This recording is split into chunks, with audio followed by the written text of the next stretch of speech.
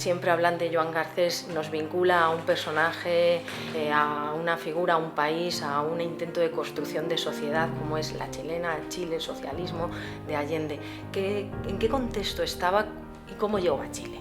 Bueno, hay que situarse en los años 60. El mundo está interrelacionado. La segunda mitad de los años 60 está marcada por acontecimientos como, por ejemplo, en Estados Unidos el asesinato del presidente Kennedy en el año 64, el asesinato de su hermano Robert Kennedy, candidato presidencial en el año 68, que significa un ataque brutal al ala más liberal de los demócratas norteamericanos y que sin duda pues influyó en el desarrollo posterior de Estados Unidos. Son los años de la guerra de Vietnam, en que Estados Unidos está interviniendo en Vietnam y hay una fuerte resistencia vietnamita que acaba expulsando a los norteamericanos de la península. Son los años de expansión de la influencia de la Revolución Cubana en América Latina.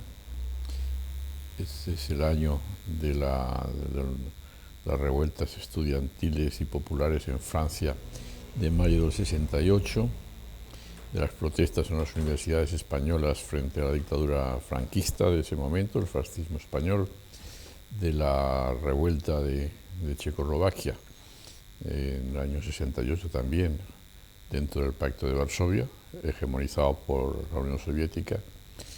Y bien, en ese contexto había un país que se estaba celebrando elecciones en 1970 como culminación de un proceso histórico muy marcado de desarrollo de las organizaciones populares, en particular desde el Frente Popular que ganó las elecciones presidenciales en 1938.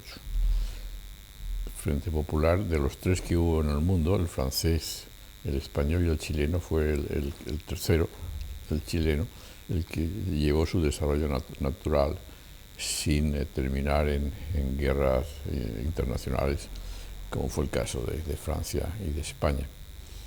Y es en ese contexto que a mí me atrajo la posibilidad de llevar adelante un proceso de transformaciones que llamaban en aquel momento de superación del capitalismo, unas formas de desarrollo económico no capitalistas, de transición al socialismo, que es lo que se proponía el programa de gobierno de Salvador Allende, que ganó las elecciones de 1970. Unas elecciones en las que yo participé en la última fase, en el equipo personal del candidato, y efectivamente algunas iniciativas adopté que tuvieron un efecto positivo en el desenlace, en la opinión del doctor Allende, después de las elecciones, que me pidió que continuara trabajando con él en las mismas circunstancias. ¿Cuáles eran las características de ese proyecto al que se suma, ¿no? Socialismo, Allende, Unidad Popular, ¿en qué consistía? El socialismo como fenómeno político ideológico moderno, digamos, a partir del siglo XIX, en las sociedades industriales más desarrolladas, como eran las europeas fundamentalmente, después de la revolución industrial que nace en Europa, el socialismo era visto como una superación de las limitaciones y de las contradicciones y deficiencias del sistema, injusticias y desigualdades del sistema capitalista. Y dentro de la pluralidad de corrientes internas del socialismo, hay varias concepciones, hay una componente muy influyente y poderosa que es la del desarrollo de la democracia, particularmente en aquellos países que habían conocido la democracia burguesa, como es el caso de los países que vivieron la Revolución Francesa y su desarrollo, o la prolongación de la Ilustración del siglo XVIII. Y concretamente en España y en América Latina esa corriente democrática de la concepción del socialismo estaba presente. durante el siglo XIX y durante el siglo XX. Y en Chile en particular era el desafío más importante que tenía el proyecto político en el cual yo colaboré, que era precisamente superar esas limitaciones del capitalismo en un país, además inmerso dentro de la hegemonía de las multinacionales, fundamentalmente norteamericanas en aquel momento, pero sin afectar a las libertades, sino al contrario, aumentando el nivel de participación y de libertad de todos los ciudadanos. Naturalmente que esos cambios estructurales iban a afectar a la distribución de la riqueza y la participación en el poder. Y los sectores que digamos que en aquel momento tenían el control del poder y de la riqueza, pues era obvio que iban a ofrecer resistencia. Pero el proyecto y el compromiso y las fuerzas organizadas que estaban activas en Chile en esa época, me estoy refiriendo a los años 70, años 60, años 70 del siglo XX, entendían que esa confrontación política con los sectores hegemónicos, con las oligarquías, con los latifundistas agrarios o con las grandes empresas multinacionales que controlaban la principal riqueza exportadora del país, que es el cobre, debía hacerse y podía hacerse a través de las instituciones democráticas que en el país existían y de acuerdo con la praxis que tenía el movimiento popular chileno, que era de respetar y hacer respetar esa práctica democrática. Y así se hizo. Las elecciones se ganaron en un sistema de pluripartidismo.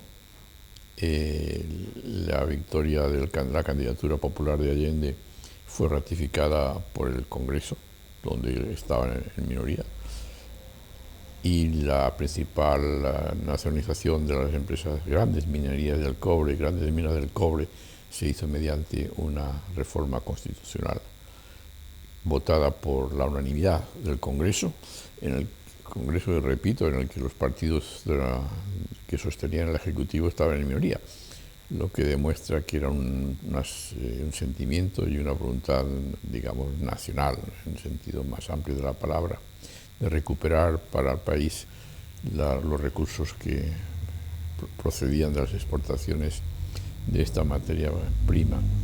La reforma agraria se hizo aplicando una ley votada en el gobierno anterior de la democracia cristiana y bien, lo que sobrevino durante esa experiencia es que de manera progresiva se vio que las propias instituciones del Estado, a través de las cuales se estaba llevando a cabo la transformación social, económica y política, pues entraban en contradicción con la dinámica popular.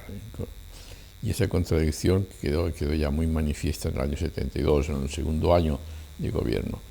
De ahí que yo propusiera, y el presidente lo apoyó, el que se preparara una reforma de la Constitución muy amplia.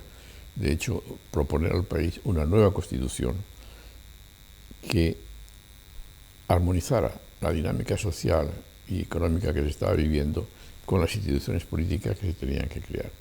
Y así fue. Se nombró una comisión en la que yo representaba al presidente, formada por representantes del gobierno y de los partidos de la coalición, que llegó a elaborar un proyecto que fue hecho público en septiembre del 72.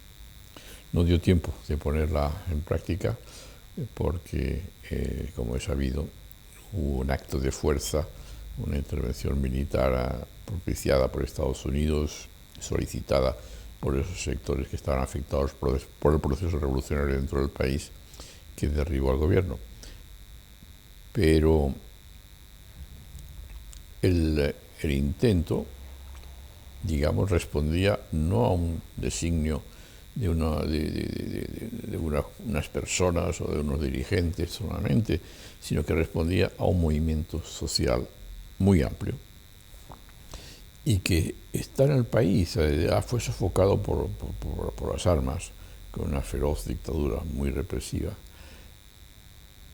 que instauró después un régimen, después de la dictadura se estableció un régimen político pluripartidista, pero con unas leyes electorales y una serie de limitaciones estructurales que mantenían sofocado ese movimiento popular a través de mecanismos políticos y económicos estoy hablando del año 1990, y que habían estado sofocados a través de mecanismos de represión militar entre el 73 y el 90.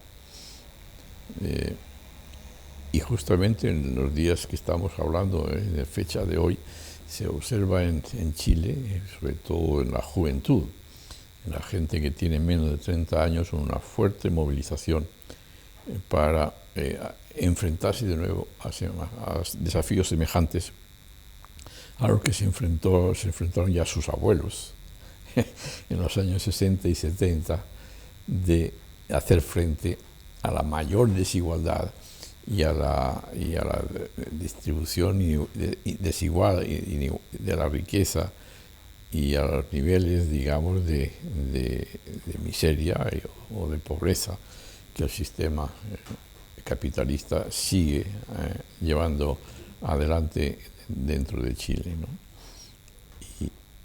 Y el paralelismo se puede establecer también en relación con España.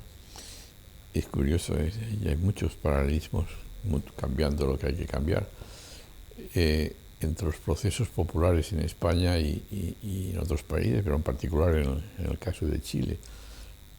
Aquí la democracia española, que durante el siglo XIX estuvo en una tensión dialéctica constante con los sectores que venían del antiguo régimen, del régimen absolutista, y que avanzó progresivamente a trancas y barrancas, y que llega en los años 30 del siglo XX a la proclamación de la Segunda República Española, también se enfrentó a una coalición de sectores privilegiados dentro del país, como era la Iglesia en una dimensión muy clericalista que tenía en aquella época, los latifundistas, los sectores más integristas desde el punto de vista del pensamiento y de la organización social, que se articularon con las fuerzas hegemónicas conservadoras del momento, que eran el Tercer Imperio alemán y la Italia fascista, para ahogar el proceso popular y democrático de los republicanos, ahogarlo mediante la represión militar y una cruenta y dura dictadura que se prolonga hasta el año 1977-78. También en España esa dictadura es reemplazada por un sistema pluripartidista en que lo sustantivo es que las estructuras creadas a favor de la dictadura y gracias a los instrumentos antidemocráticos de la dictadura se mantienen como, pues, a través de un sistema electoral que condiciona el juego político, a través de una constitución que solamente puede ser modificada con el acuerdo de los sectores que proceden del fascismo, sectores que a su vez nunca han renegado ni mucho menos condenado la práctica de tomarse el poder por la fuerza cuando pierden el control del poder, como ocurrió en el golpe de Estado de 1936, y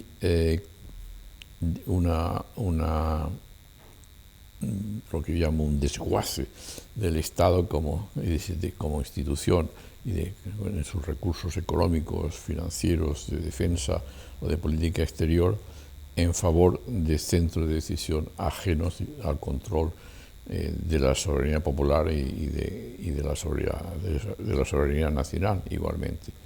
Esos dos fenómenos se han dado tanto en la represión en Chile a los sectores de izquierda, como la represión en España también a los sectores de izquierda. En el caso español, además, con una dimensión ideológica adicional, y es la represión a los valores republicanos diferenciados de los monárquicos. En el caso de Chile todos se llamaban republicanos porque la monarquía fue abolida en 1818. Pero llamándose republicanos, los dictadores de Chile lo que hacían era vaciar de contenido y de significado a la palabra republicano, mientras que en España ese vaciamiento de los valores republicanos se hacía además exterminando físicamente o culturalmente a las propias personas republicanas durante la dictadura, sea expulsándolas del país o forzándolas a una migración de centenares de miles para salvar libertad o vida, sea a los que se quedaban dentro sometiéndoles a una sumisión forzada mediante un régimen legal muy represivo. Y después, como digo, después de la sustitución de la dictadura a partir del 1978 por un sistema pluralista de partidos, pues asegurándose a través de ese sistema electoral y de otros mecanismos que los sectores probablemente republicanos estarían constantemente subordinados y si levantaban cabeza los mecanismos de represión del Estado caerían sobre ellos de manera implacable, como hemos visto en Cataluña este mes de octubre del año que estamos, del año 2017, en que un movimiento que se define de republicano provoca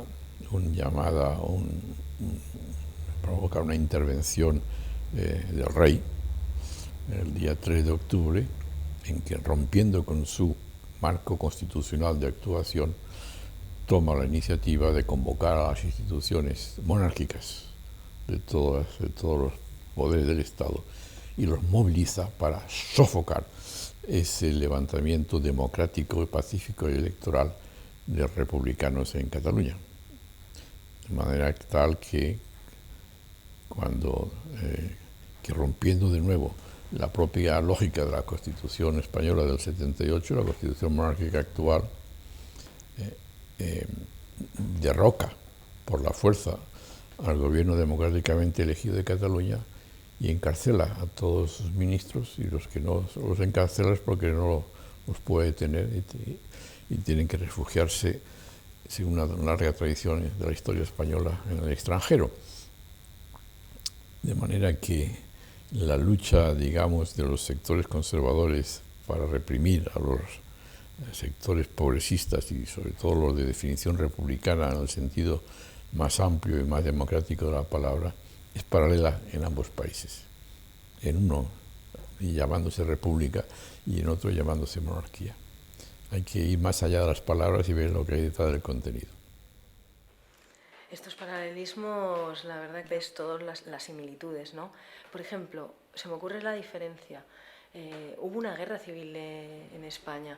¿Qué es lo que hizo que no se produjese esa guerra civil en el 73 en Chile?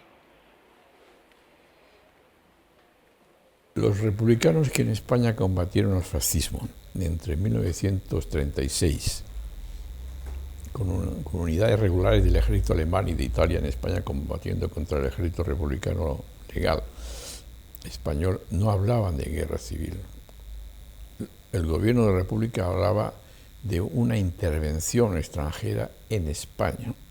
Y concretamente, el discurso del día 17 de julio del 37, en el Paraninfo de la Universidad de Valencia, por el entonces presidente de la República Española, don Manuel Azaña, en que dice que lo que está viviendo España es la tercera invasión extranjera desde 1700.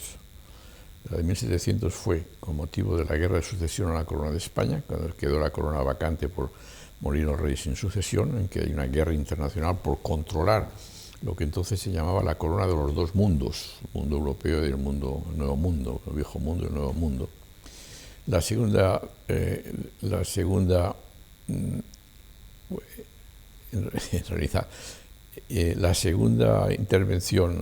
invasión en 1808, las tropas de Napoleón que derrocan a la corona de Fernando VII y de Carlos IV. La tercera es la intervención de la Santa Alianza, del altar y del trono, para derrocar al gobierno liberal del general Riego en 1823. Y la que ellos estaban viviendo era una nueva intervención de las potencias conservadoras europeas para sofocar a los liberales españoles. y hablaban de la guerra de España. Mientras que los intervencionistas, y sobre todo el gobierno de Londres, que acuñó el nombre de no intervención, hablaba de guerra civil española, diciendo, como es una cuestión interior, nosotros los británicos creamos un comité llamado de no intervención para preservar la paz en Europa, no interviniendo en la guerra de España. Entonces se acuñó el nombre de no intervención en una guerra civil. Pero en realidad fue una guerra internacional, una guerra, digamos más exactamente, una guerra en España de potencias internacionales que en territorio español dilucidaban cuestiones de hegemonía en Europa o de confrontación ideológica. Las potencias de entonces fascistas, Alemania e Italia enviando tropas a combatir contra los republicanos españoles, y la potencia, digamos, revolucionaria en ese momento, que era la Unión Soviética, ayudando a la resistencia antifascista en suelo español. De forma que es una guerra, y ahora en la época el gobierno legítimo de España la llamaba la guerra de España. Y algún historiador, buen historiador español, como Vicente Vives, la denomina la guerra de los 3 años. Como ha habido guerras de los 7 años, de los 30 años en Europa, en otras épocas. En Chile no hubo guerra civil en el 73 por una razón muy sencilla, y es que en España el golpe de Estado fracasó. El 18 de julio del 36 se subleva un sector del ejército contra el alto mando del ejército, que es leal al gobierno republicano. De modo que el golpe de Estado fracasa en gran parte del país, como consecuencia de que determinadas unidades militares o cuerpos militarizados, como era la Guardia Civil, no se suman al golpe de Estado. Y concretamente Madrid sigue bajo el control del gobierno de la República y gran parte del territorio también. Fracasa el golpe de Estado, y la rápida intervención de Alemania y de Italia ayudan a los golpistas a continuar la lucha, y ahí se establece ya las circunstancias de la guerra armada de una parte, el gobierno de la República resistiendo con las armas el ataque armado de los insurrectos. En cambio, en Chile el golpe de Estado triunfó. Es decir, fue una sublevación del jefe del propio ejército, que, digamos, apuñaló por la espalda al gobierno y lo dejó sin defensa militar. Y a partir de ese momento la posibilidad de resistencia militar en Chile fue imposible. Y por esa razón en España hay guerra interna e internacionalizada, y en el caso de Chile lo que hay es una represión armada feroz sobre un pueblo desarmado, sin que no contaba con ningún tipo de cuerpo militar o de cuerpo de ejército leal al gobierno de las instituciones republicanas de Chile, porque esas instituciones fueron bombardeadas el mismo día 11 de septiembre del 73. El Ejecutivo, el presidente, fue atacado por unidades blindadas, por infantería, por la Fuerza Aérea, y después de varias horas de resistencia murió, y todo el gobierno en pleno fue detenido y llevado a un campo de concentración junto al estrecho de Magallanes, en la isla Dawson, a trabajos forzados, ¿no? De forma que, por esta razón, en Chile, digamos, la resistencia a la insurrección armada de los sectores conservadores no pudo ser con el mismo vigor y la misma amplitud que lo fue en España en 1936. Es difícil entenderlo desde el día de hoy mirando las Fuerzas Armadas chilenas, pero había una tradición democrática de las Fuerzas Armadas en Chile como para que Salvador Allende, el doctor Salvador Allende, el presidente de la República, confiase en las Fuerzas Armadas de tal manera que no optase por la vía pacifista, incluso de no armar al pueblo para una posible defensa territorial. Se pueden establecer comparaciones, pero siempre hay que tener presente las especificidades propias de cada país. Y una de las especificidades en el caso de España y Chile es la diferente tradición militar. El ejército español, a lo largo del siglo XIX, es un ejército que tiene como práctica la intervención abierta en la vida pública y en la vida política, sea a través de golpes de Estado, sea a través de los llamados pronunciamientos, en los que sin necesidad de mover tropas, simplemente tomando posiciones públicamente en los mandos militares, condicionaban el desarrollo de la acción política o inclusive tumbaban gobiernos. Por ejemplo, la dictadura de Primo de Rivera en 1923 se establece en España por un pronunciamiento del capitán general de Cataluña en ese momento, general Miguel Primo de Rivera, que es apoyada por Su Majestad el Rey Don Alfonso XIII, y a la que se suman también con sucesivos pronunciamientos los otros mandos militares. Cae el gobierno, el rey llama a formar gobierno al militar que se ha pronunciado en Barcelona, y así empieza la dictadura que duró hasta 1930-31. En el caso de Chile, eso no se da en el siglo XIX. Hubo, y también a lo largo del siglo XX, siempre algún general o un oficial que se salió de la jerarquía, de la disciplina, pero que fue restablecida la autoridad por la propia jerarquía militar. El único momento, digamos, España tuvo varias guerras civiles en el siglo XIX. Chile tuvo una en el año 1891, en que hay un conflicto entre el Ejecutivo, el presidente es Balmaceda, y el Congreso, que apoya a la oposición al Ejecutivo, a la oposición a Balmaceda. Entonces, en ese conflicto entre el Ejecutivo y el Parlamento, el Ejército es leal al presidente Balmaceda. Y, en cambio, la Marina de Guerra se manifiesta leal al Congreso cuando el Congreso destituye al presidente. Entonces el presidente no reconoce la validez constitucional de la destitución de que ha sido objeto por parte del Congreso, y el ejército respalda al presidente, mientras que la Marina respalda al Congreso. Y eso llevó a un choque que se conoce como la Guerra Civil, que derrocó al presidente Balmaceda.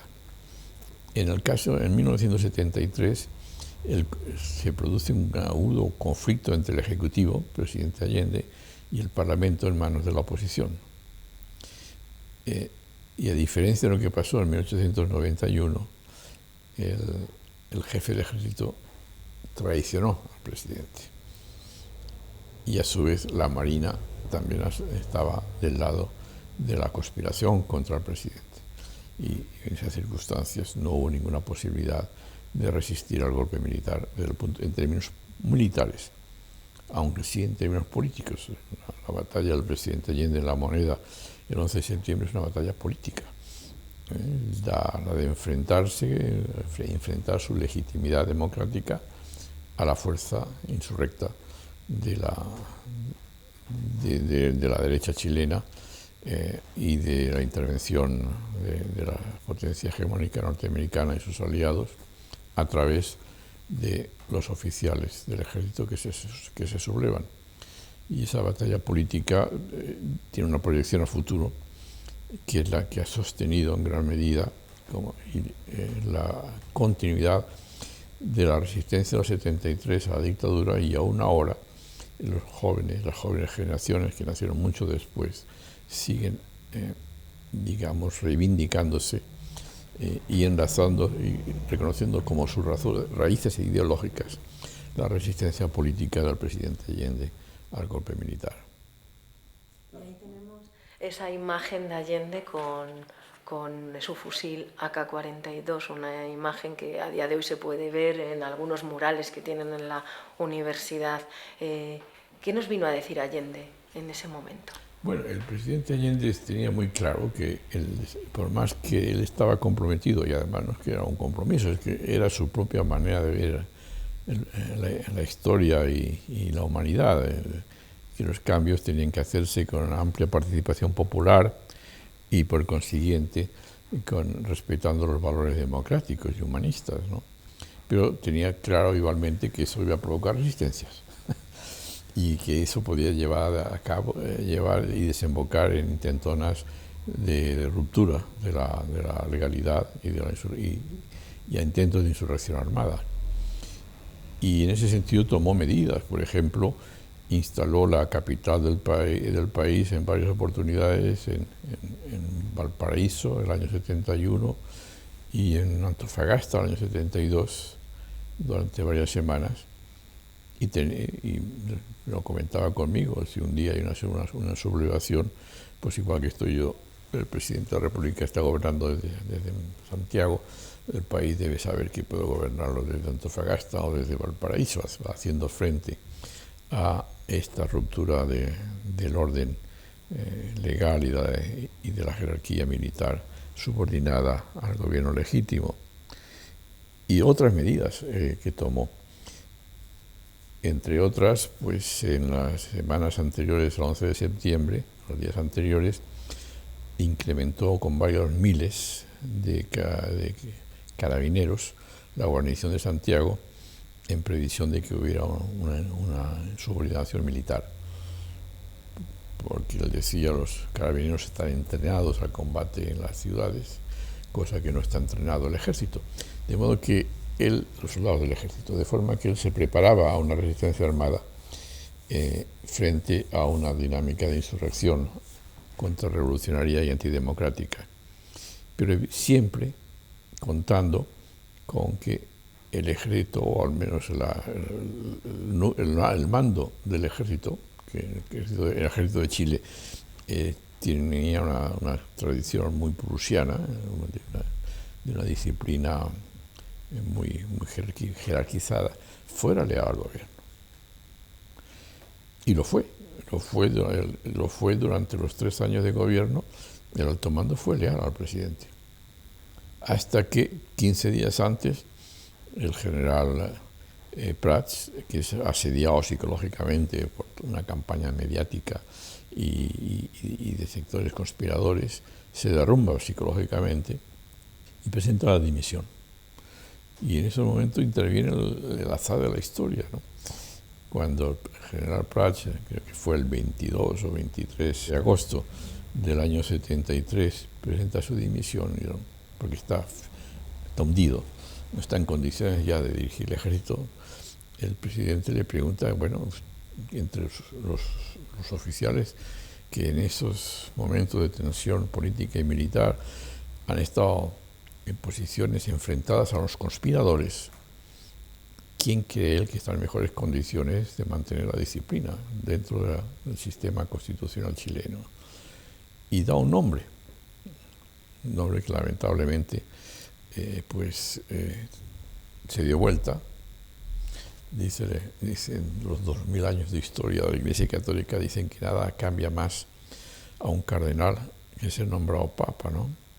Y un amigo mío decía que lo que está debajo de la gorra de un militar solamente se sabe el día que él da las órdenes, no mientras está diciendo a la orden, ¿no? Entonces el nombre que sugirió el general Prats, pues resultó un oportunista que aprovechó ese nombramiento que le vino por casualidad para traicionar al gobierno y derrocarlo y quedarse él con el poder. Si ese día el general Prats, en vez de dar ese nombre, da otro, porque había más generales leales al gobierno, pues ese es el nombre al cual estoy haciendo referencia, nadie lo conocería hoy, habría pasado a retiro sin pena ni gloria y la historia de Chile hubiera seguido un camino diferente, ¿no?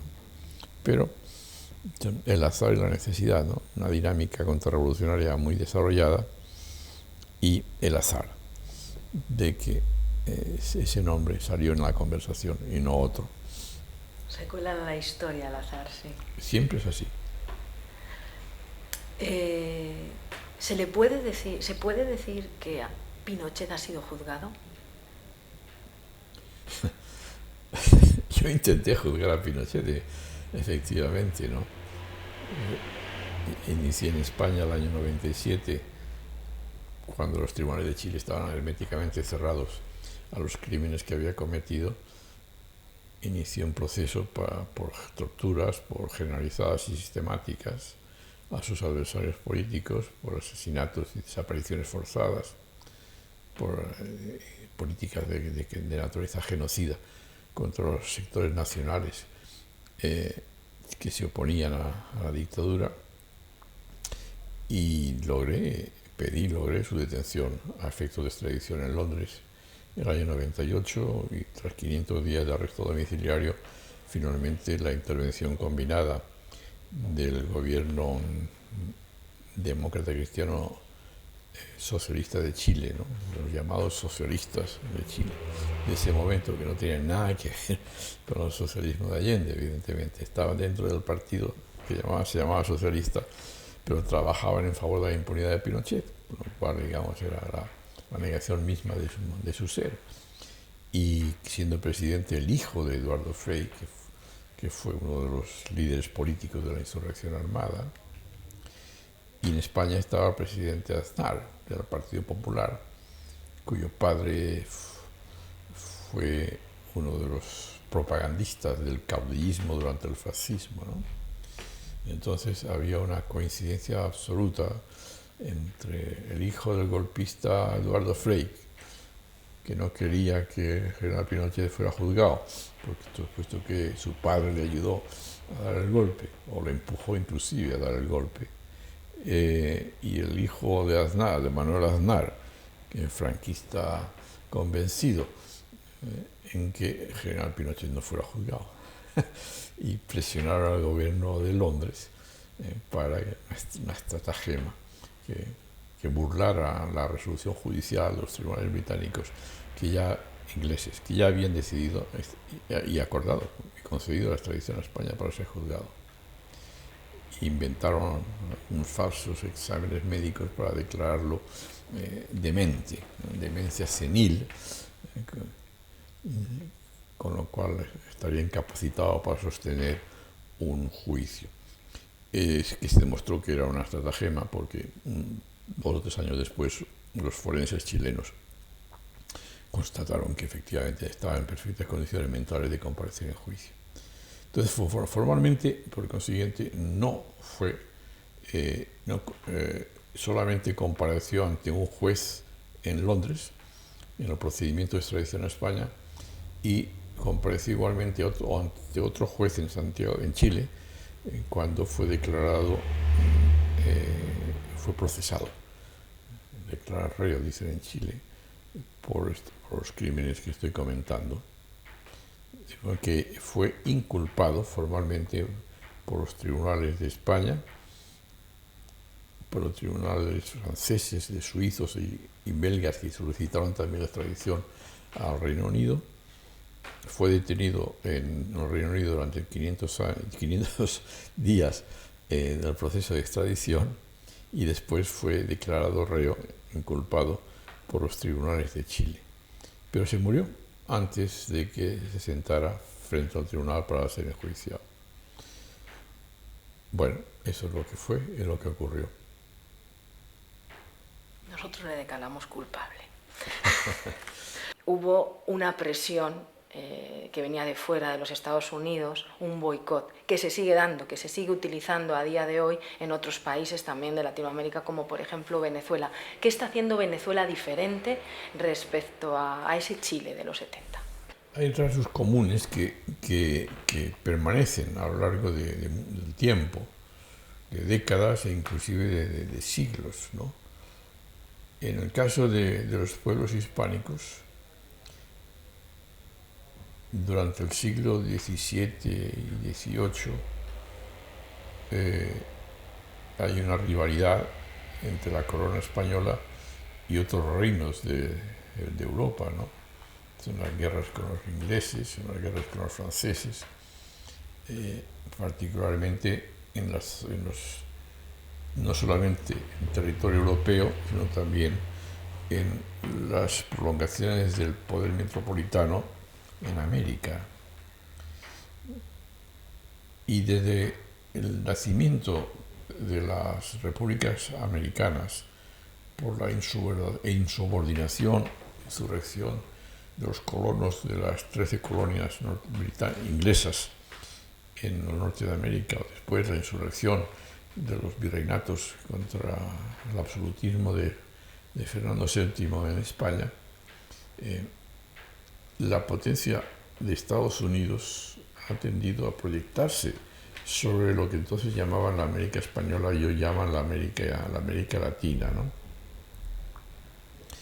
Y el proceso de independencia de los virreinatos frente, repito, al gobierno absolutista de Fernando VII de Borbón está interferido con la presencia y la estrategia de Estados Unidos, de los jóvenes Estados Unidos hacia América Latina.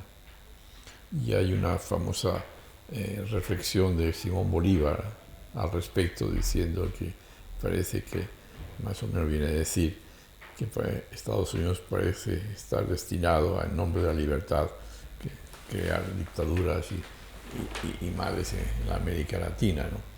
Era la apreciación de Simón Bolívar en aquel contexto. Y lo cierto es que desde entonces, en el Caribe, particularmente en México, y a partir de fines del siglo XIX, en el sur del continente, la intervención norteamericana, la hegemonía norteamericana ha sido algo muy presente. Por ejemplo, la independencia de Cuba en 1898 en la forma que se produjo, está marcada por la intervención norteamericana. Y el acuerdo estratégico que comienza justamente en 1895 entre Estados Unidos y Gran Bretaña. Gran Bretaña, que en el siglo XIX había sido rival de sus rebeldes en Norteamérica, y la Royal Navy no permitía que Estados Unidos anexionaran Cuba, como varias veces en el XIX lo intentó Estados Unidos, inclusive ofreciendo a Isabel II de Borbón comprarle la isla de Cuba, como le compró a su padre, Fernando VII de Borbón, las Floridas, lo que se llama la Florida, entonces se llamaba las Floridas. En 1895 el Reino Unido está preocupado por la ascendencia militar del Segundo Imperio Alemán y hace un cambio estratégico. Deja de ver a Estados Unidos como su rival en América Latina. Y ese acuerdo del 95 significa que a partir de ese momento la Royal Navy no se va a interponer al designio norteamericano sobre Cuba. De forma que es la intervención norteamericana la que decanta la correlación de fuerzas y permite a los independentistas cubanos independizarse en las condiciones en que se independizó, es decir, de sometimiento a Estados Unidos. Ahí está la enmienda Platt, y las condiciones en que se produjo la independencia de Filipinas, en que los norteamericanos hicieron una masacre generalizada de los propios independentistas filipinos para controlar la isla justamente en 1898. Bueno, son ejemplos que hay, entre muchos otros, de esa hegemonía continuada, voluntad hegemónica continuada sobre América Latina por parte de la potencia hegemónica desde en el siglo XIX, el siglo XX y en el siglo XIX, desde el siglo XX al siglo XIX. Y esa tendencia hegemónica pues existe hoy en día también. Y se manifiesta cada vez que consideran que surge un país o un gobierno en América Latina que tiene veleidades de una política exterior autónoma de Estados Unidos. Fue el caso, por ejemplo, ya acercándonos al momento, digamos, a la segunda mitad del siglo XX, el gobierno Goulart, año 64, Brasil. El gobierno Goulart era un gobierno democráticamente elegido en Brasil. Goulart era un hombre liberal, no tenía nada revolucionario, pero era un demócata, y entendía que la política exterior de Brasil pues tenía que ser de acuerdo con las decisiones del gobierno brasileño, ¿no? Y entendía que no debía romper relaciones con Cuba, como le exigía el gobierno norteamericano. Pues bien, el gobierno norteamericano decidió derrocar a Goulart. Y la razón estratégica era esa, fundamentalmente, que Goulart se negaba a romper relaciones con Cuba. En el caso de Chile, también el gobierno de Allende tenía una política exterior que se llamaba entonces de no alineamiento con las potencias hegemónicas del momento, que son la Unión Soviética en Europa y Estados Unidos en América. El gobierno de Allende es el primero en toda la América continental, desde Alaska a Patagonia, que desafía a Estados Unidos reconociendo a la China popular. Y a su vez tenía nacionalizó las grandes empresas del cobre, aplicándole la doctrina que se llamó entonces de los provechos excesivos, en el sentido de establecer que si durante el periodo de explotación de las minas las empresas norteamericanas habían tenido un beneficio superior al 14% anual y acumulativo de beneficios, todo lo que sobrepasaba ese 14% de beneficio anual iba a ser descontado de la indemnización que les correspondía por nacionalización.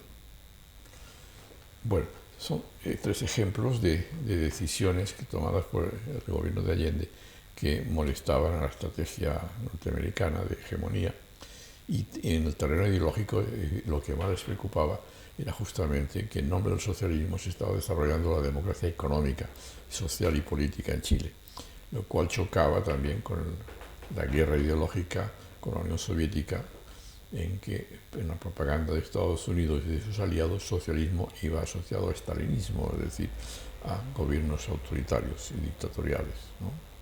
Entonces, que el socialismo fuera más democracia rompía con ese paradigma de la lucha ideológica de la Guerra Fría. Y de ahí que lleve a una intervención como la que allí se produjo. Venezuela, en estos momentos, pues dentro de las coordenadas y de las circunstancias que le son propias a Venezuela, que son distintas a las que vivió Chile en los años 70, hoy no, en aquella época había una Guerra Fría, hoy la Guerra Fría no existe, en aquel momento la economía china no tenía ninguna incidencia en América Latina, hoy la tiene mucha. En aquel momento existía la Unión Soviética, hoy no existe la Unión Soviética, pero Venezuela sigue una política exterior independiente de Estados Unidos. Y el reflejo de Washington es no tolerar esa autonomía, y bajo unos pretextos en un país y bajo otros pretextos en otro país, en función del día y del mes, pues combatirlo a través de los medios de combate, pues que en cada época se pueden utilizar, los diplomáticos, la guerra política, la guerra mediática, la guerra económica, y en algunos casos, y no se puede excluir también la intervención militar, sea a través del propio ejército del país, como en el caso del ejército de Chile contra el gobierno del presidente Allende, sea a través de intervenciones armadas desde el extranjero, como las que propició en el año 1965 para invadir la República Dominicana, después de un acuerdo adoptado bajo influencia de Estados Unidos en la OEA. ¿Es una fortaleza la unión cívico-militar? Una de las limitaciones o de las insuficiencias que tuvo el proceso revolucionario en Chile bajo el gobierno de Allende es la de no haber anticipado que la conspiración inducida desde adentro del país o desde afuera podía romper la disciplina militar y la subordinación de las Fuerzas Armadas al gobierno constitucionalmente elegido y democráticamente en funciones, en ejercicio. Y por consiguiente la necesidad de disuadir esa ruptura de la disciplina militar mediante lo que yo denominaba una política de defensa antiinsurreccional, que en defensa de las instituciones democráticas y de la constitución del país fuera capaz de disuadir a eventuales golpistas de dar un paso al frente y someter al país a las aventuras y a las tragedias que pueden seguir a una insurrección militar, a la ruptura de la paz civil. Eso no se hizo en Chile, ¿no? De manera que cuando un puñado de altos oficiales decidieron conspirar contra el gobierno y derrocarlos, se encontraron con que con que no había la más mínima capacidad de defensa militar frente a la insubordinación.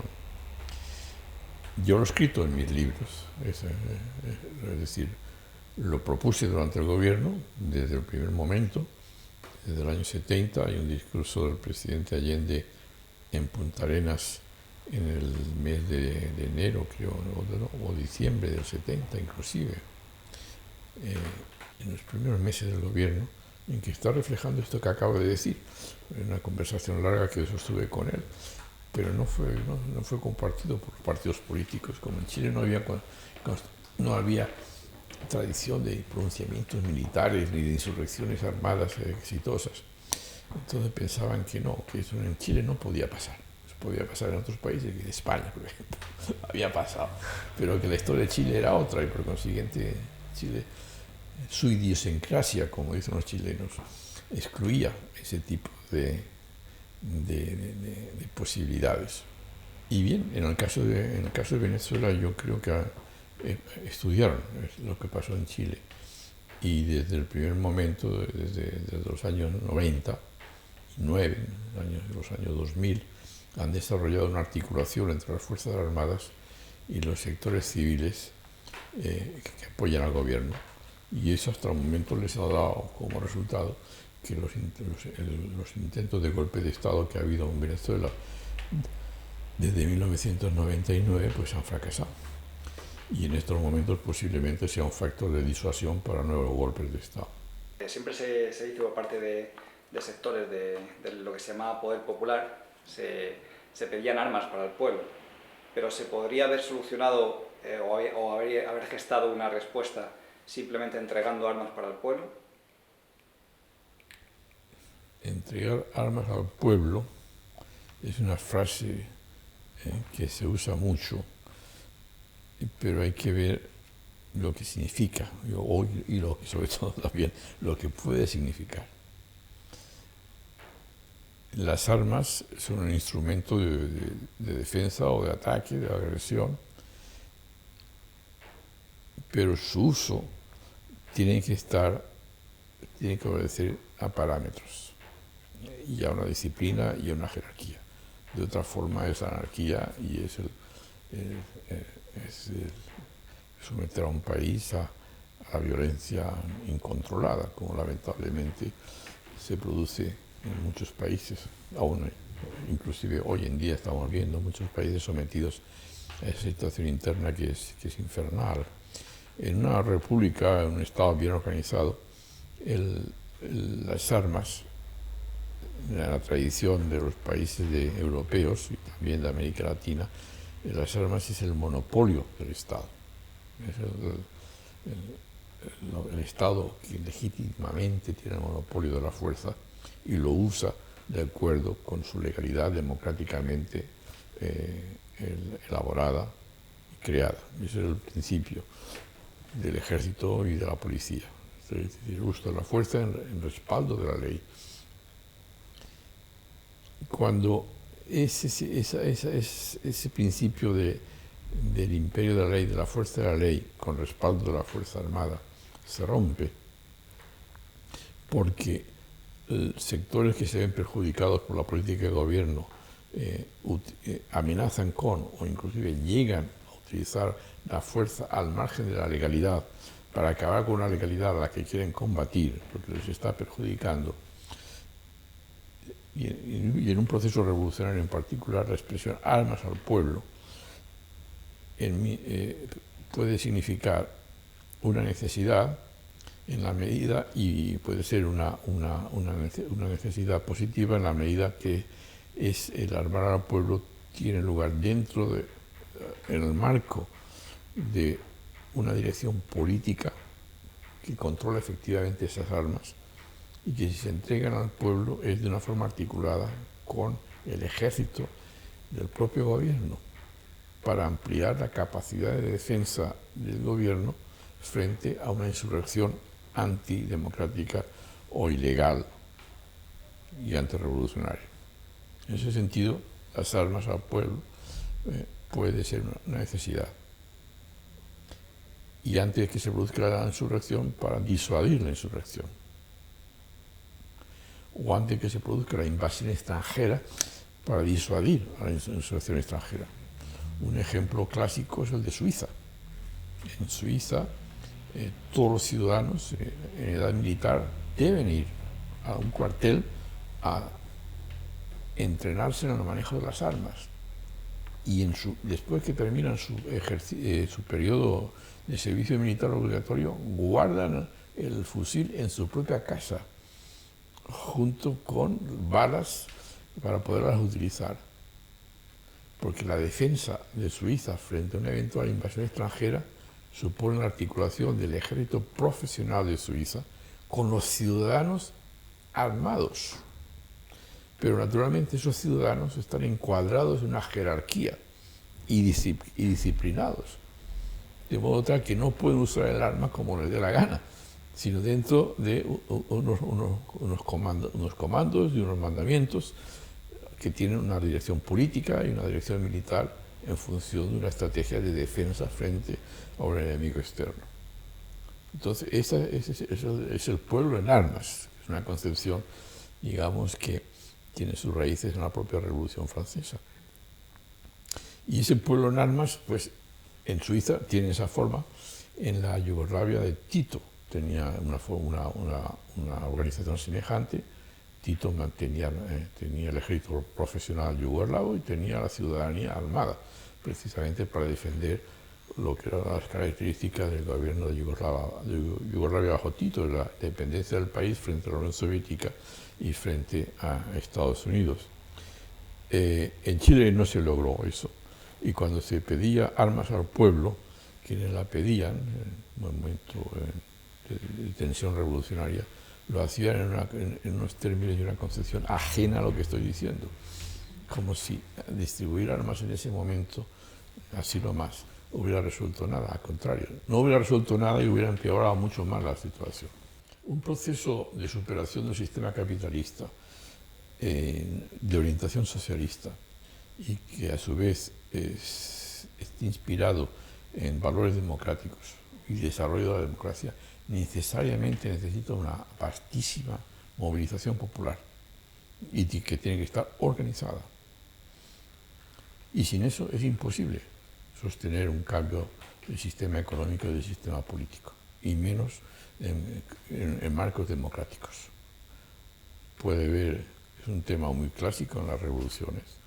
En el siglo XIX había una corriente política en Francia que tenía como líder a un dirigente que se llamaba Blanqui, y que entendía que no, que nada de historia de democracia y de votaciones, lo que hay que hacer es tomarse el poder por la fuerza, establecer ahí por la fuerza un régimen revolucionario, es lo que se llamaba el blanquismo, ¿no? Después había otra, en la familia ideológica anarquista estaba la corriente llamada de acción directa. Decían, no participar en elecciones, perdemos el tiempo, asesinemos a los líderes, etcétera, etcétera. El desarrollo del socialismo y la superación del capitalismo, desarrollando la democracia, salvando los valores positivos que se han creado en un sistema capitalista desde el punto de vista político. En un sistema capitalista coexisten también fuerzas democráticas. Y de hecho, el capitalismo será más cruel o menos cruel en función de la fuerza de las organizaciones democráticas y populares. Entonces, en el caso de Chile, el movimiento, la singularidad quizás más importante del proceso revolucionario de Chile era esa organización popular, de larga tradición en el país. El Partido Comunista de toda América Latina más fuerte estaba en Chile. y era un partido de valores democráticos. Estaba alineado con la Unión Soviética, pero en su práctica interior era extraordinariamente democrático. Nunca se sumó a ninguna aventura golpista ni insurreccional. Al contrario, en los años 60 y 70, a favor de la expansión, de la influencia de la revolución cubana, que es una revolución armada, una revolución insurreccional de guerrillas contra la dictadura de Batista, había una corriente, digamos, influenciada por esa experiencia de las guerrillas y de la lucha armada de la revolución cubana, y esa corriente interna en Chile, que siempre fue minoritaria, encontró en el Partido Comunista de Chile el mayor adversario. Se oponía radicalmente a que en Chile se intentara seguir el ejemplo insurreccional cubano frente a la dictadura de Batista. De forma que es esa organización popular tan fuerte la que permite primero ganar unas elecciones y después sostener a un gobierno. Y después la ferocidad de la dictadura y de la represión del régimen militar que derroca la democracia chilena fue tan fuerte precisamente porque quería destruir las organizaciones populares. Y hoy lo que es positivo en el Chile de hoy es que la nueva generación, de nuevo, de una manera organizada y participativa, está intentando superar el arrojamiento en el que se encuentra la democracia que ha seguido a la dictadura, ¿no? En la fase post-dictadura en que todavía se vive en Chile y en cierto modo también en España. Pero es la participación organizada la que permite esos cambios en profundidad. Y si no existe tal participación organizada, lo que vemos son manifestaciones más o menos incompletas o incorrectas de lo que es un desarrollo democrático. Eso da esperanza, ¿no? Ver esas juventudes organizadas en Chile, no solamente en Chile, también en otros lugares, pero sin embargo parece que no termina de verse traducido. Frente Amplio se ha quedado fuera. Por ejemplo, aquí en Chile, que ahora tenemos la segunda vuelta, cuando en realidad esas juventudes, o al menos lo que representaban esas juventudes, está fuera. ¿Por qué? ¿Está fuera de dónde? De la posibilidad de tomar la institución, ¿no? Bien, los procesos históricos una vez van muy rápido y otra vez van muy lentos. Y en determinadas coyunturas se hacen avances espectaculares y en otras coyunturas pasan muchos años, inclusive décadas, y las cosas cambian muy poco a poco, ¿no? Y eso depende de muchos factores y es impredecible.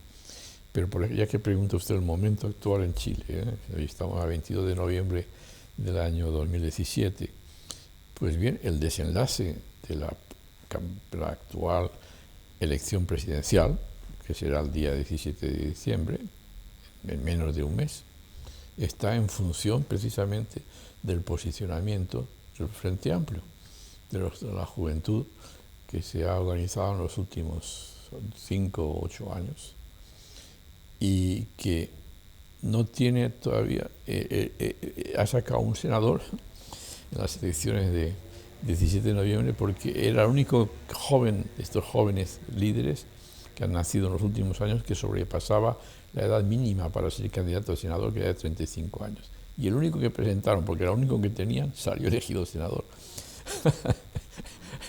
Vale decir que ya están calculando, hay varios líderes conocidos, estos son 4 en este momento, que están, digamos, muy respetados y que tienen un arrastre democrático y político fuerte en el país. Y de los 3 o 4, pues 3 en las próximas elecciones presidenciales todavía no tendrán los 35 años para ser candidatos.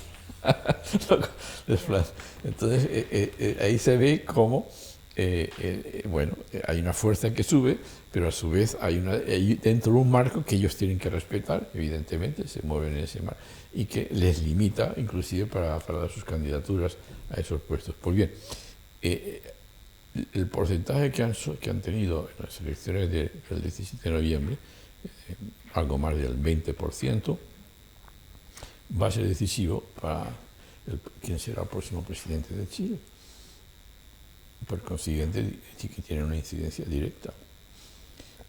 Cuando ese movimiento organizado, que nace con esa fuerza de la juventud, estará en condiciones de no solamente de influir, sino de dirigir el gobierno de Chile, pues bueno, eso va a depender ya de la propia dinámica y del contexto nacional e internacional. Pero ahí están, y sus efectos ya se están sintiendo. Bien, para construir eso que por lo que siempre preguntamos también al finalizar nuestras entrevistas, ¿no? Como voces en lucha en busca de la dignidad, ¿qué es la dignidad, ¿no? Para construir esa dignidad. ¿Qué es la dignidad para Goyo Garcés? Bueno, la dignidad es un concepto que necesariamente tiene una dimensión humanista, el que la persona es sujeto de derechos, también de obligaciones, pero que tiene que ser respetada como tal y no sometida a situaciones de sumisión o de explotación o de discriminación y marginación, y que como tal persona o como miembro de un grupo o de un colectivo, por consiguiente la dignidad presupone un mínimo de igualdad, que es la mejor manera de que unos se respeten a otros en la medida en que no hay una diferencia, digamos, escandalosa entre la fuerza de unos y la situación de otros, porque la desigualdad precisamente lo que favorece es el desconocimiento de los derechos de los demás. Y una de las maneras de atacar la dignidad de una persona es desconocerle sus derechos, o de reconocerle su dignidad reconociéndole derechos iguales en circunstancias iguales. Ahí me gustaría retomar un par de puntitos. Uno es cuándo Estados Unidos pone el ojo en Chile y en el Chile de Allende. O sea, ¿cuándo y por qué pone Estados Unidos los ojos en el Chile de esa época, ¿no? Allende es elegido presidente por votación directa el 4 de septiembre de 1970. En la Constitución chilena, que era presidencialista, seguía el modelo de la norteamericana. Cuando un candidato presidencial no obtiene la mayoría absoluta en la primera vuelta, es el Congreso quien entre las dos primeras mayorías elige al presidente. Por consiguiente, Allende obtuvo el 36%, y su rival inmediatamente después era el candidato conservador Alessandri, que tuvo el 33%, y elegir al Congreso entre los dos. Y la votación estaba prevista en el Congreso a ese fin el día 22 o 23 de octubre, 6 semanas después. Pues bien, el 4 de septiembre gana las elecciones directas y apenas 4 o 5 días después el dueño del diario El Mercurio se presenta en la Casa Blanca pidiendo al gobierno norteamericano que use todos sus recursos públicos y secretos para impedir que el Congreso se reúna y elija a Allende presidente.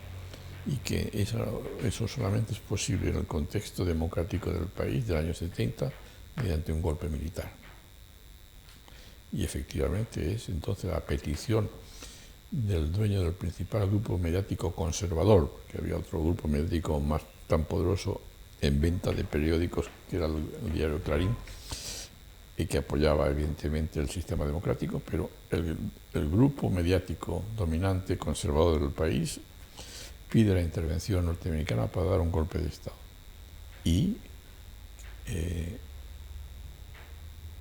presidente Nixon da la orden de provocar un golpe de Estado para impedir que el doctor Allende asuma la presidencia.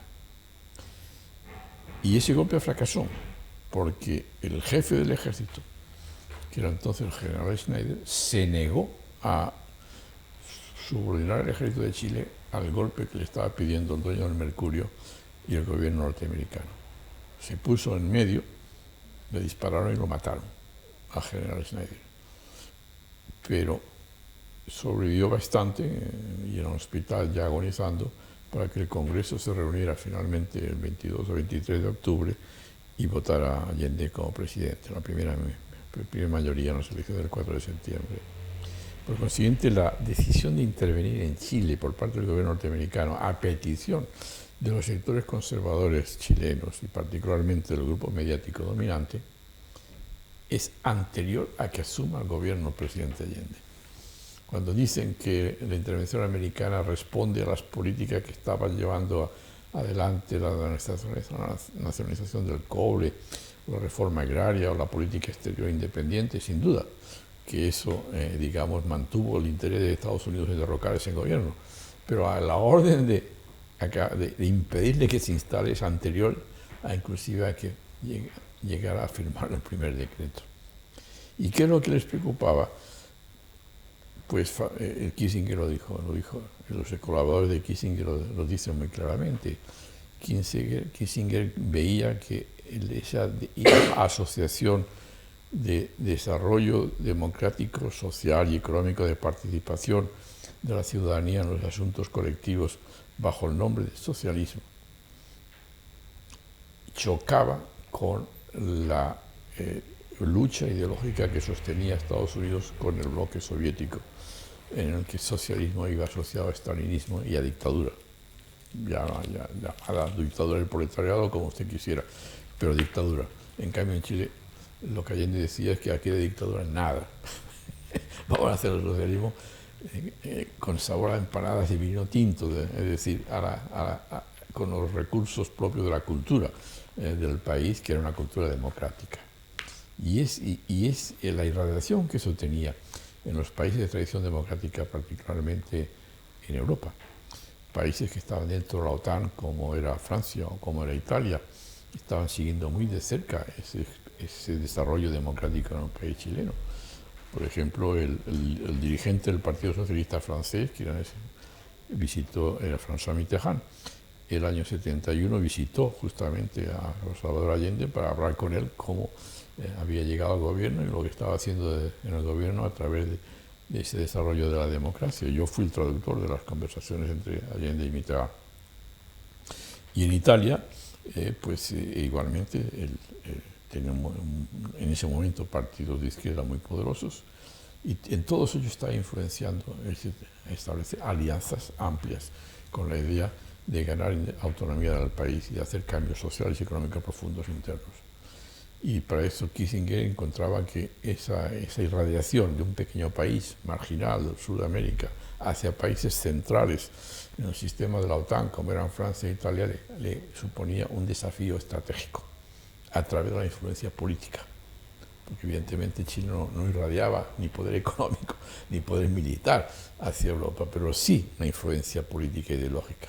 Y eso es para Kissinger lo considero inaceptable, y de ahí que diera las órdenes de continuar con la originalmente dada por Nixon en septiembre del 70 de destruir el proceso revolucionario chileno. Me gustaría que nos trasladáramos brevemente al menos a ese 11 de septiembre. O sea, ¿cómo se vive? ¿Cómo se vivió ese día? Bueno, el 11 de septiembre es una jornada de lucha. Y yo estuve con el presidente el día anterior, el lunes 10 de septiembre, con él en la Plaza de la Moneda y cené en su casa esa noche, preparando una intervención, un mensaje a la nación que él iba a pronunciar el día 11 de septiembre a las 12 del mediodía, o más o menos, en la Universidad Técnica del Estado, en que iba a anunciar una serie de medidas económicas de emergencia en relación a la situación de crisis que se estaba viviendo y, a su vez, en virtud del conflicto que había entre el legislativo y el ejecutivo, convocar un referéndum en que los ciudadanos, democráticamente, en las urnas, decidieran qué camino preferían que se siguiera. El que le proponía el gobierno desde el ejecutivo o el que le proponía la oposición desde el Parlamento. Y ese mensaje pues, no llegó a pronunciarse porque pues, evidentemente las tropas lo impidieron, las tropas sublevadas lo impidieron. A nosotros, yo estaba durmiendo en su casa el día 11 de septiembre, nos despertó a las 6:30, 7 menos cuarto, una llamada de carabineros de Valparaíso diciendo que la ciudad de Valparaíso había sido tomada por la Fuerza Naval, la Marinería, y que los carabineros había parado a unidades militares que venían en autobuses desde Valparaíso hacia Santiago.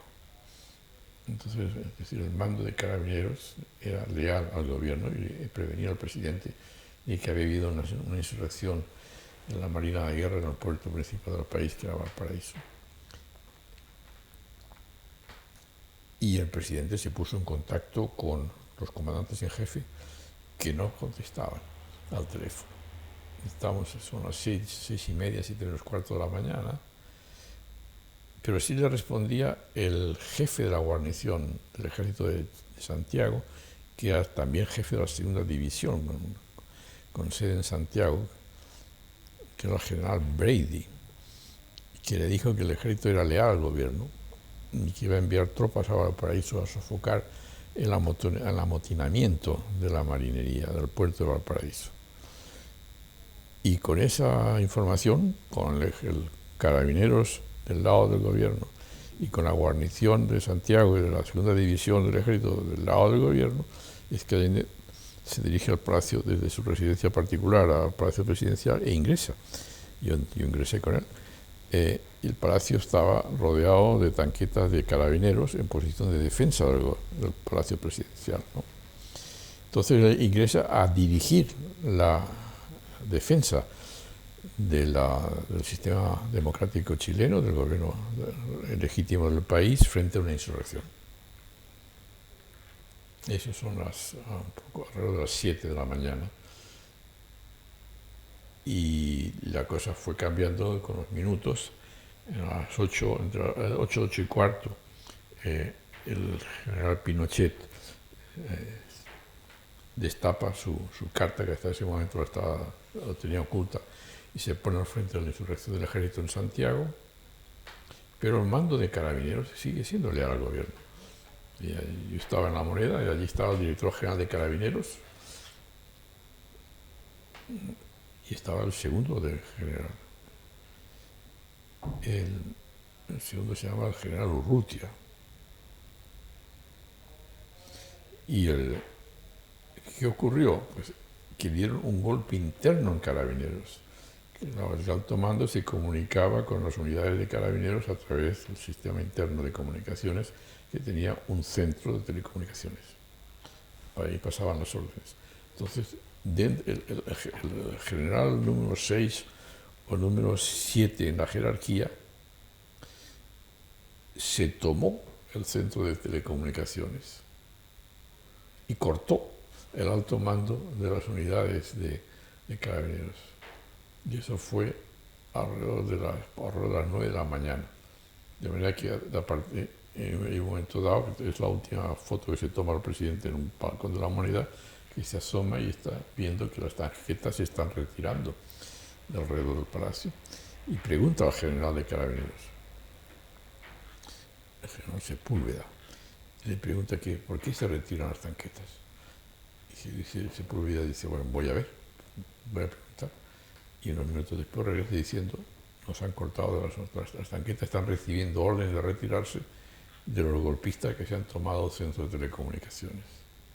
Y esos son las 9 y 10.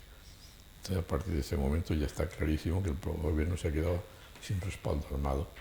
Y a partir de ese instante es la decisión política del presidente de dar una batalla política a costa de su vida, claro. Y esto está explicado en su última intervención por radio. Ahí le deja un encargo a usted. Contar al mundo, ¿no? No. En realidad era muy curioso recordarlo, ¿no? La serenidad tan grande que tenía el doctor Allende en ese momento. había empezado el ataque de blindados y de infantería, y sin embargo mantenía una gran serenidad. Entonces él sabía que iba a haber muertos y era un hombre muy humano. Y al mismo tiempo que por la radio se dirigía a los trabajadores diciendo que tenían que defender su dignidad y sus derechos, pero no dejarse masacrar. Le preocupaba mucho eso. A los que estaban dentro del palacio, pues lo mismo. A la guardia de carabineros los dejó en libertad. Y a los decanes militares también. Todos se fueron. Esto sí dijo, ustedes dejan las armas aquí dentro. Abandonaron las armas y se fueron. Se quedaron únicamente los civiles, sus colaboradores civiles. Y a su vez a sus colaboradores civiles les dijo que estaban en libertad de irse, porque bueno, en función de lo que había empezado ya el asalto, se decía un par de horas, de las 9 y tantas.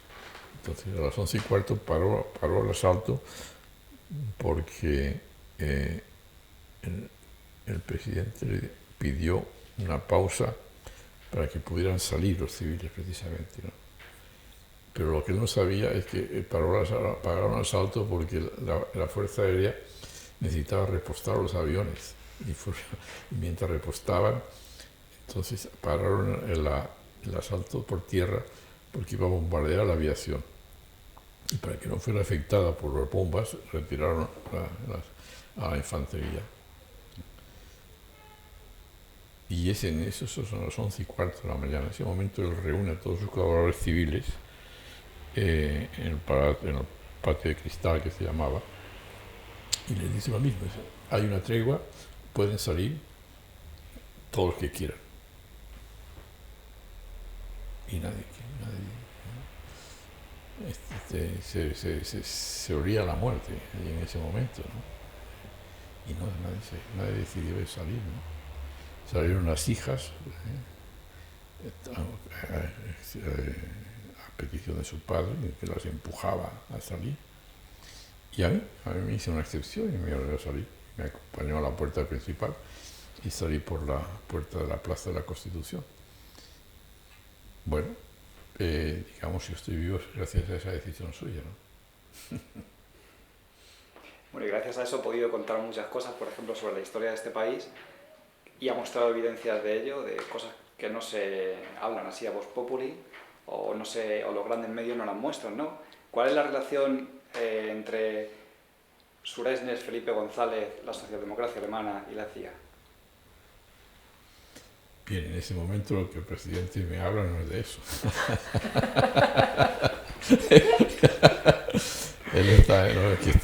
Me daba yo naturalmente pues dije que no tenía por qué salir, nadie salía allí, todos estábamos identificados con lo que estábamos haciendo y naturalmente pues estábamos dispuestos a sufrir las consecuencias, ¿no?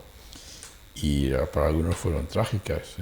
La inmensa mayoría de todos los colaboradores civiles suyos fueron detenidos, torturados y asesinados, ¿no? Y entonces yo le pedí que me diera explicaciones por qué me decía que saliera, y las dio durante todo lo demás, ¿no? Y algunas las he contado y otras no las he contado. Una de las respuestas que me da es decir, alguien tiene que contar lo que aquí ha pasado y solamente usted puede hacerlo.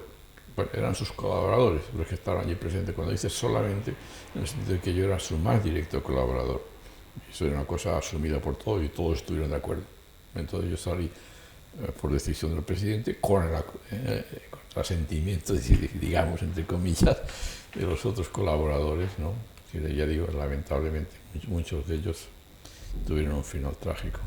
Los acontecimientos están muy, muy cercanos, ¿no? La CIA de esos momentos también, ¿no? Y el Departamento de Estado con Kissinger ahí, ¿no? Y la socialdemocracia alemana y Suresnes y Felipe González. ¿Qué pasó ahí, en este país? Bueno, eso obviamente yo había tenido el privilegio de vivir y participar en una experiencia de orientación socialista y de democracia.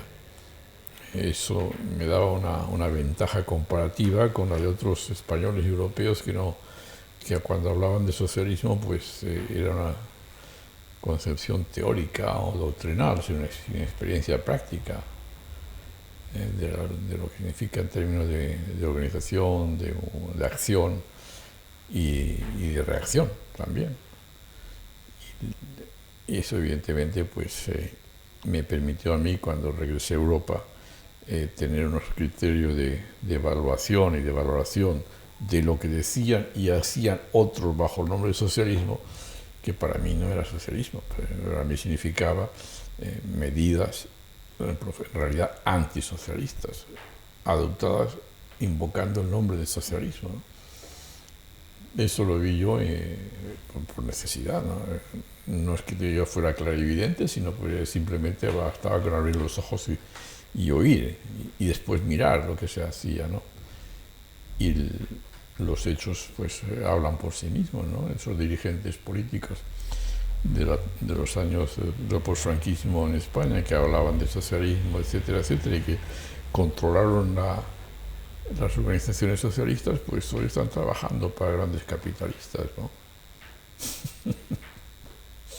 Y nunca han dejado de trabajar para ellos, evidentemente. Sin embargo, la gente parece que no lo ve. ¿Por qué? Bueno, en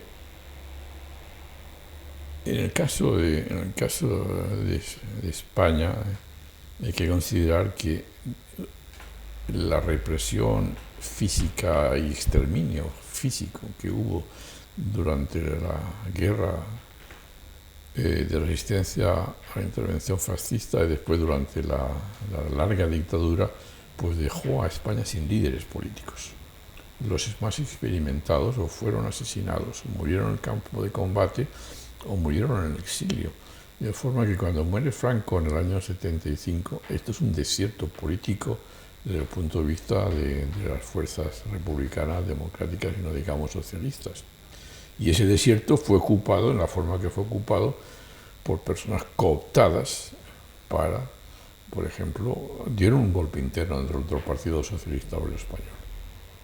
En el año 72 hay una escisión dentro del Partido Socialista Obrero Español para colocar justamente a los escindidos dentro de la operación que en aquel momento la dirigen los servicios secretos del general Franco, que lo dirigía el almirante Carrero Blanco, según está contado por un oficial de esos servicios que se llamaba Monzón, que llegó a ser general Monzón, y lo publicaron en un libro, cómo ellos dirigieron desde los servicios secretos los equipos que hablarían a partir del 75-76 en nombre de los socialistas españoles, naturalmente coordinados en la proyección a futuro de la dictadura del general Franco por otras vías, pluralismo, respeto a los derechos fundamentales, etcétera, etcétera, pero sin cuestionar las estructuras de la dictadura, ¿no? Todo eso es conocido. Yo lo interpreté así mientras se estaba produciendo. Era muy fácil de entender, ¿no? Y de ver. Y el resultado ha sido, pues, lo que ha sido, ¿no? Que en nombre del socialismo hemos tenido una consolidación de la impunidad del sistema dictatorial. Hoy en día España es el único país de Europa donde el régimen franquista no ha sido objeto de condena por la derecha.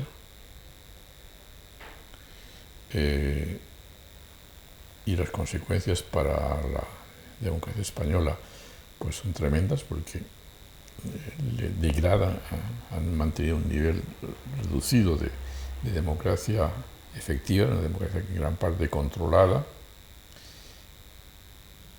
y que en su propio desarrollo, en un momento de crisis social y económica, agudiza precisamente la deslegitimación de las instituciones vigentes y amenaza en la propia sobrevivencia del Estado español.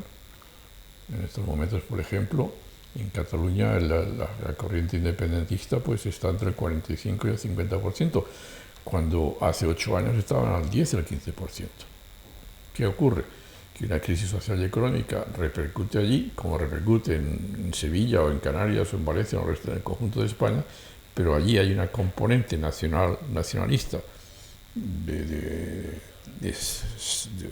largas raíces en el tiempo, profundas raíces en el tiempo, y lo que es el rechazo en Sevilla o en Madrid, allí se convierte en la salida de decir, vámonos, abandonemos el país, ¿no? Y se multiplica por 3 y por 4 el número de independentistas. Pues, las raíces de eso está en la sobrevivencia de estructuras, de modos de pensar y de vivencias no purgadas de la época fascista. Y que llevan su propio desarrollo y su propia dinámica poner en peligro la propia coexistencia de los pueblos de España. Y es un proceso que está abierto ya de una forma dramática. Y que si que sigue así, es una cuestión de tiempo que la corona española, que perdió durante el siglo XIX bajo el absolutismo de Fernando VII de Borbón, virreinatos, y bajo el no absolutista, pero también conservador gobierno de María Cristina, viuda de Alfonso XII de Borbón, perdió en la forma que perdió Cuba, Filipinas, frente a españoles que en aquella época lo que buscaban era un acuerdo con los cubanos y con los filipinos, aguinaldo en Filipinas, o los cubanos a un acuerdo, mayor autonomía y una coexistencia. Si usted va hoy a La Habana, verá al centro de La Habana, al parque principal, un busto de Pi Margall. Y uno se pregunta, ¿y por qué Pi Margall tiene un busto en el centro de La Habana? Pues Pi Margall era un republicano español que en los años 60 y 70 del siglo pasado y 80 proponía un acuerdo con los cubanos independentistas y una mayor autonomía y no enviarles tropas para sofocarles por la vía armada. Pues bien, Pi Margall es un hombre reconocido todavía en la Cuba de hoy. La corona española pues podría perder en nuevos territorios. Depende exclusivamente de fuerzas ajenas al control de España, que son gobiernos extranjeros. El problema de Catalán está internacionalizado por la propia voluntad del gobierno español y, por supuesto, de los independentistas. Pero el gobierno español está en primera línea de su internacionalización y está postrado en una extraordinaria debilidad a merced de lo que decidan los gobiernos extranjeros. Determinados 4 o 5. Basta con que 4 o 5 gobiernos extranjeros, igual que pasó en el año 898 en relación con Cuba, que estén dispuestos a reconocer la independencia y Cuba es independiente. Entonces, hoy en día estamos viendo, bastaría que 3 o 4 gobiernos del mundo se pusieran de acuerdo en reconocer la independencia de Cataluña y el gobierno de España, de una forma u otra, chao. La corona perdería ese territorio como perdió antes tantísimos otros. Igual es un principio para empezar a tocar esas estructuras. Sin una alternativa en España que supere los condicionantes que vienen precisamente de la destrucción del movimiento popular y democrático español durante la intervención extranjera del 36-39 y la larga dictadura posterior y la tutela sobre la democracia española desde el año 78, es muy difícil, es improbable que en Cataluña y en otras partes de España baje el nivel de los independentistas a niveles como los que tenían hace 7 u 8 años. Al contrario, si desarrollan políticas judiciales como las del fiscal general del Estado, el señor Maza, que aplica al problema político catalán los criterios penales del llamado derecho penal de autor o derecho penal de voluntad, en lo que está sancionando no es tanto el hecho, que es el objeto del acto consumado, que es el objeto del derecho penal, sino la voluntad de la persona que tiene esa voluntad, y lo que castiga es la voluntad. Es algo que es contrario al principio de legalidad que hoy vigente en España, pero que tiene unos antecedentes muy siniestros en los años 30 en Alemania y antes en la Inquisición española, ¿no? En que usted tiene unas ideas heréticas. Entonces, si abjura de esas ideas en su cabeza, en su voluntad, podrá, en vez de ser quemado con leña seca, en vez de ser quemado con leña verde, será quemado con leña seca. Entonces a los catalanes les dice, si usted renuncia en su voluntad a pensar en términos de independencia, le castigaremos menos que si no abjura de su principio. Eso no es derecho penal. No es el derecho penal vigente en España, en que lo que se castiga es el acto. Entonces, ¿ha habido en Cataluña un acto de independencia? ¿Ha habido un acto de voluntad de independencia? De voluntad, sí. Y además estaban los programas electorales públicos y votados en las elecciones de hace 2 años y de antes. Pero un acto de independencia formal, no. Lo que se votó en el Parlamento catalán no es un acto de independencia. Lo que allí dice es una voluntad de ser independiente. Entonces se está castigando la voluntad, no el acto jurídico, porque el acto jurídico de independencia no se produjo. Entonces, eso es una manifestación más de la pervivencia de criterios jurídicos en este caso y de otros propios de la época dictatorial y de la concepción dictatorial, cuyo efecto político no va a ser rebajar el nivel de independentistas en Cataluña, sino posiblemente aumentarlo. Es decir, el gobierno conservador de Rajoy, que como decía antes, nunca ha desautorizado ni el golpe militar del 36, ni la dictadura fascista en España, ha multiplicado, tiene el privilegio de haber multiplicado durante sus 8 años de gobierno, multiplicado por 4 el número de independistas en Cataluña. Y sigue gobernando y sigue haciendo lo mismo, con lo cual las perspectivas no pueden ser más negras. ¿Se puede decir que ha habido un golpe de Estado a las instituciones democráticas catalanas desde el propio Estado? Si uno lee la Constitución española,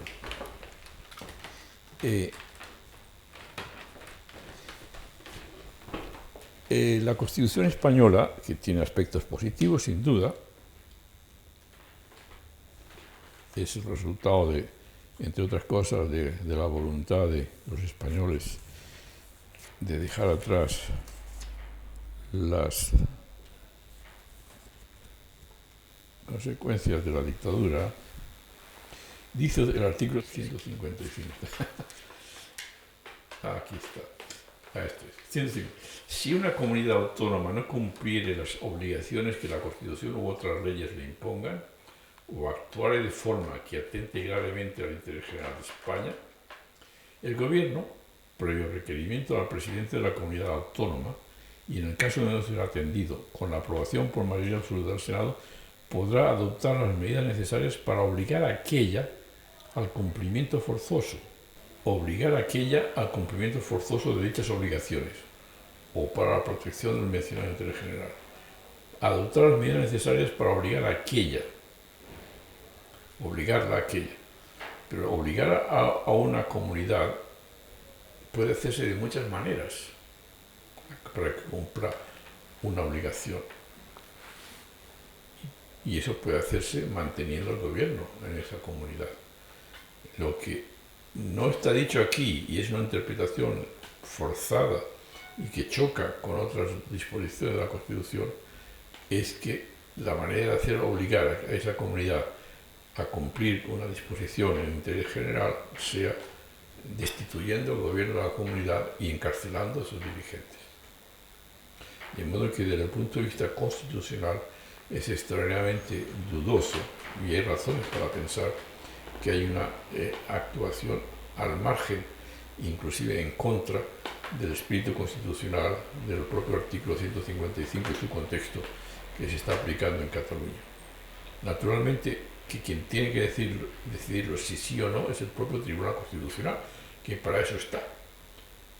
Pero la política del gobierno de Rajoy, el gobierno popular, ha sido la de controlar el Tribunal Constitucional, situando en el mismo personas de una identificación político-ideológica con el propio gobierno conservador.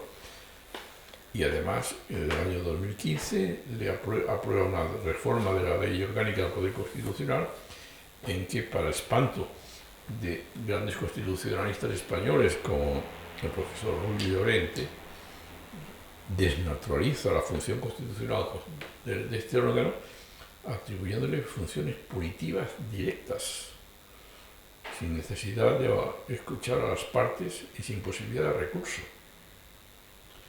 Lo cual, evidentemente, son factores, el control o la influencia ideológica de los magistrados nombrados en el Tribunal Constitucional, más las funciones punitivas directas fuera de todo control de los órganos representativos, judiciales, políticos o no políticos del Estado español, que cuestionan la propia independencia del Tribunal Constitucional. De modo que un organismo tan necesario para establecer la constitucionalidad de unas decisiones, sean del gobierno autónomo catalán, sea del gobierno de España, si pierde esa facultad inherente a todo árbitro, que es la independencia y la objetividad, automáticamente la crisis es inevitable. Si en un partido de fútbol el árbitro nos dice yo árbitro, me pongo del lado de uno de los equipos y digo automáticamente entra en crisis el equipo, el partido, ¿no? Pues es lo que está pasando en España en estos momentos.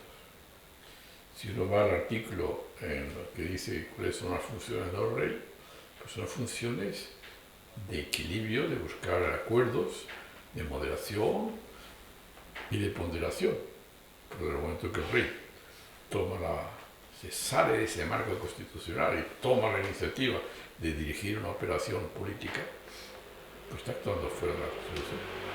Es decir, factores de delegitimación que se van sumando los unos a los otros y la dinámica está en pleno desarrollo.